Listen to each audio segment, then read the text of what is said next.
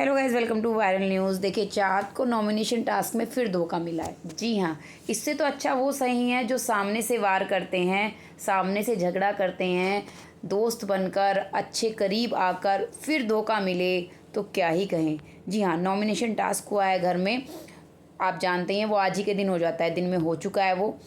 और बड़े बड़े नाम सामने आ रहे हैं। जी हाँ, नॉमिनेशन में आपने सुना है नहीं सुना है, सबसे पहले तो बता दें, अविनाश ने विवियन डिसेना को नॉमिनेट किया है। गेम वो समझ चुका है, उसने करणवीर और विवियन दोनों को ही नॉमिनेट किया है। जैसे कि कल के हमने वीकेंड के वार के एपिसोड में देख भी लिया था, वो बात कर रहा था ईशा से कि तू गेम नहीं समझ रही है, तू गेम नहीं समझ रही है। लेकिन अविनाश गेम समझ चुका है कि ईशा और विवियन साथ हैं।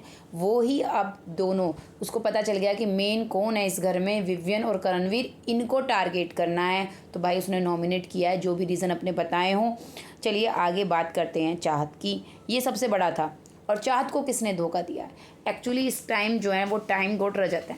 रजत की साइड सारा हैं, कई सारे लोग हैं। अब सबसे पहले बता देते हैं चाहत ने किस किस को नॉमिनेट किया। भाई चाहत ने दो नाम लिए, ईशा और विवियन। जी हाँ, ईशा का और विवियन का उसका कारण है, विवियन से उसकी बनती ही नहीं है।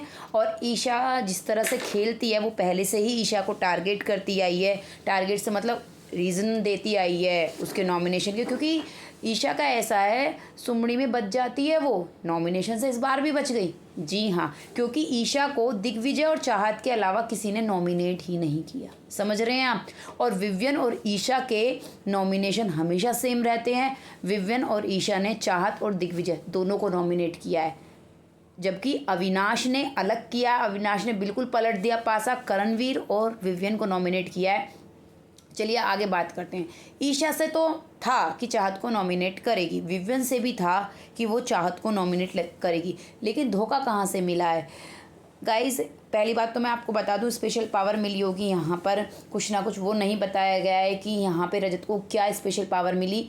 लेकिन जैसे रजत की साइड सारा थी, तो सारा से उम्मीद थी कि वो नॉमिनेट करेगी चाहत को और लोग करेंगे। इधर से किसी ने नहीं किया। मैं बता दूं, कशिश, जी हाँ, जो चाहत के इतनी करीब बनती है, वीकेंड के वार पर उसकी ड्रेस भी लेके पहन लेती है, पता नहीं उसके साथ बैठ के खाना खाती है, उसके साथ फ़न करती है, मस्ती करती है। अभी आप देख रहे थे ना, वो कितनी करीब आ रही थी लगातार। वीकेंड के वार पे देखा है हमने, एपिसोड्स में देखा है चाहत से लगातार कनेक्शन बनाना।